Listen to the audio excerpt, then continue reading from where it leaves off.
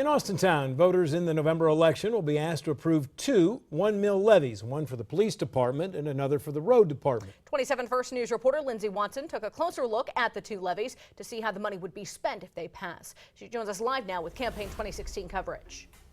Well, the levies were placed on the November 8th ballot as a way to generate more funds for each department.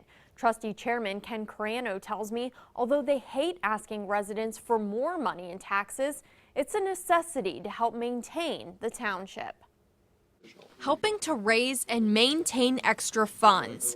That's the aim of two different levies placed on the election ballot in Austintown. What we're looking for with these funds is simply to maintain the level of what we did both in the police and in the roads since 2010. Both the police and road levies will generate the same amount of roughly $615,000 annually.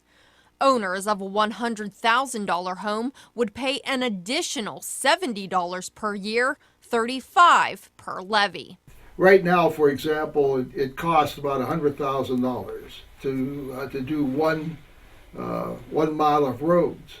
While the road levy will be a 5-year levy, the police levy will be continuous. The police, for example, now the sophistication of their equipment, all the different things that are happening with them, they always seem to have to come into the general fund rather than keeping their own funds.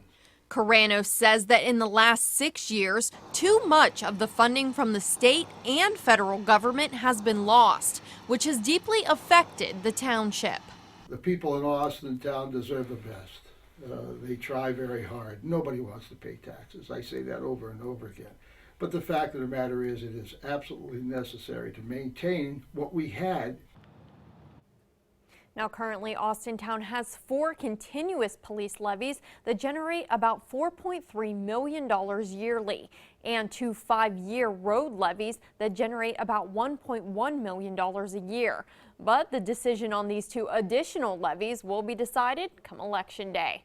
Reporting live in the studio tonight, Lindsay Watson, 27 First News at 10.